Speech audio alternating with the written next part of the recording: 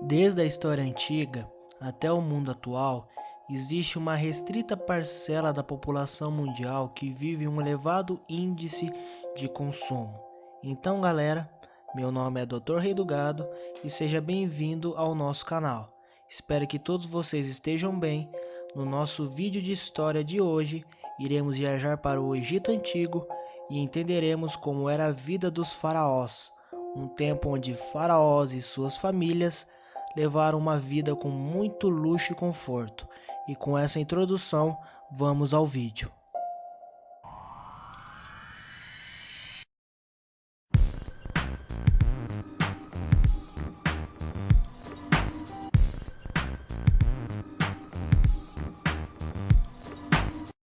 Primeiramente, para falarmos da vida dos faraós, precisamos saber o que eram os faraós e como funcionava o poder do próprio na sociedade egípcia.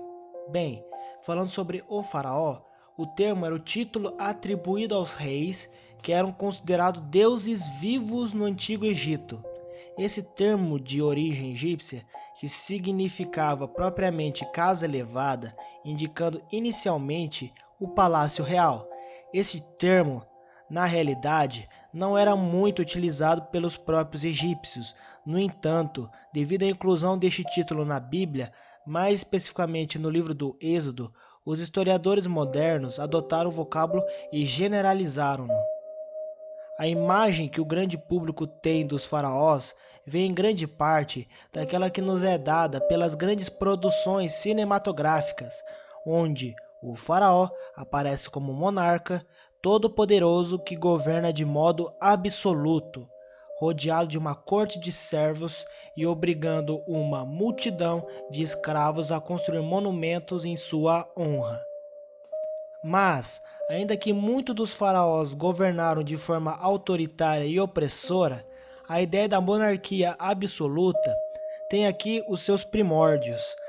A verdade é que este termo abrange uma grande variedade de governantes, de caráter e interesses diversos. Agora, falando sobre o contexto de poder, os faraós eram os reis do Egito Antigo. Possuíam poderes absolutos na sociedade, decidindo sobre a vida política, religiosa, econômica e principalmente militar. Como a transmissão de poder no Egito era totalmente hereditária, o faraó não era escolhido através de voto, mas sim por ter sido filho de outro faraó. Desta forma, muitas dinastias perduraram centenas de anos no poder. Na civilização egípcia, os egípcios acreditavam que esses governantes eram filhos diretos do deus Osíris, que era o deus do julgamento e da vegetação.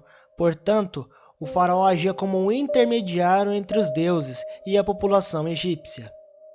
Os impostos arrecadados no Egito Antigo concentravam-se nas mãos dos faraós, sendo que era ele quem decidia a forma que os tributos seriam utilizados.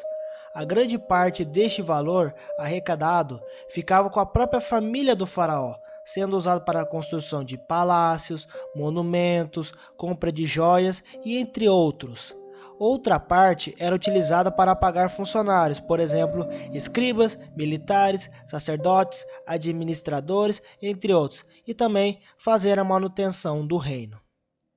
Ainda em vida, o faraó começava a construir sua pirâmide, pois este deveria ser o túmulo para o seu corpo. Como os egípcios acreditavam na vida após a morte, a pirâmide servia para guardar em segurança o corpo mumificado do faraó e seus tesouros. No sarcófago era colocado também o livro dos mortos, contando todas as coisas boas que o faraó fez em vida. Esta espécie de biografia era importante, pois os egípcios acreditavam que Osíris, deus do julgamento, iria utilizá-lo para julgar os mortos, junto com a deusa Maat, considerada a deusa da verdade e da justiça, na sala das duas verdades, onde se procedia a pesagem do coração, também conhecida como psicostásia. Bom, após a apresentação dessas informações sobre os faraós e suas relações de poder com a sociedade egípcia, agora iremos discutir sobre como era a rotina desses líderes nessa sociedade antiga. O faraó, considerado líder administrativo, judicial e religioso, era considerado uma divindade e tinha pouco tempo para a família e lazer. Bom, os faraós podiam ter 2 ou 3 palácios, que eram grandes complexos compostos de aposentos e dispensas. Apesar de devotado ao trabalho religioso e às campanhas militares, o governante tinha refeições fartas, roupas de primeira e vários escravos e servos para servi-lo. A arte era dedicado a louvá-lo. Os palácios dos faraós tinham uma mobília fabricada com materiais nobres, como cedro, ébano, com vários detalhes em marfim e ouro, e os artesãos possuíam técnicas e perícias para a elaboração de peças únicas. Os utensílios domésticos possuíam grande beleza e qualidade em relação aos demais objetos usados em outras famílias egípcias. Isso só afirmava o poder e a riqueza do faraó. Quando o próprio faraó acordava, o governante era banhado com água pura do Nilo e besuntado de óleos essenciais. O mau cheiro era considerado pecado. Depois, era perfumado e vestido com plumas de falcão, linho e joias por filhos de nobres cuidadosamente selecionados. Era proibido que um escravo ou servo sem origem nobre o tocasse. Geralmente, antes do almoço, o rei recebia visitas, falava com conselheiros e julgava causas. Ele era o supremo sacerdote, juiz e general de todas as questões do reino. E embora tivesse vários braços direitos, a última palavra era sempre sua. Não existia constituição. As leis eram baseadas nas tradições. Bom, o faraó casava-se cedo, perto dos 12 anos de idade, com a filha de algum nobre, a qual estava prometido desde a infância. Podia também ter várias mulheres e filhos com elas. À noite, não há evidências de que ficasse com a própria esposa. A tese mais aceita é que dormia desacompanhado, ou dormia sozinho. É verdade que os reis egípcios podiam ter várias mulheres, mas esqueça a ideia de festas e orgias tão comuns no cotidiano de gregos e romanos. Na verdade, o costume popular de erotização da cultura egípcia se originou a partir da visão clássica da greco-latina, a qual equivocadamente imaginava o Oriente como lugar de luxo e luxúria. Ao longo do dia, o líder podia visitar construções e percorrer as searas de trigo, sempre rodeado de servos e com muita pompa. Suas viagens eram geralmente feitas ao longo do rio Nilo, e quando estava em terra, era erguido numa liteira, para ser visto. À tarde, antes de o sol se pôr, o faraó voltava ao palácio para oferecer flores e óleos a Amon. Os hieróglifos mostravam os faraós em batalhas e praticando esportes, mas alguns historiadores acreditam que era só marketing. Além disso, os escritos são de difícil interpretação, pois muitos símbolos têm mais de um sentido. Entre as atividades mais prováveis estavam as corridas de carruagem e jogos de tabuleiro.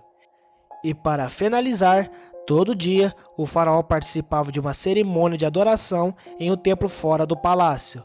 Ele precisava atravessar um salão e ajoelhar-se à frente do deus que era devotado, por exemplo, Amon, Horus ou qualquer tipo de outro. Ao final, um escravo sacrificava um búfalo em oferecimento à divindade. Então, gurizada, parece que chegamos ao fim desse vídeo. Muito obrigado pela atenção e paciência de vocês por estar me assistindo até aqui. Convido vocês a se inscrever no canal e ativar o sininho das notificações, para que vocês fiquem sempre ligados das novidades que iremos trazer para o canal. Peço também que deixe seu comentário sobre seu pensamento e opinião de vocês sobre esse assunto que debatemos no vídeo de hoje. Deixe nos comentários também sugestões de vídeos que vocês gostariam que eu apresente aqui no canal. As fontes desse assunto estão aqui na descrição do vídeo, caso queira dar uma olhada. Então é isso, gurizada. Quem conversou com vocês foi seu amigo Dr. Redugado. Um grande abraço e que vocês tenham um ótimo dia. Até o próximo vídeo. Muito obrigado e tchau!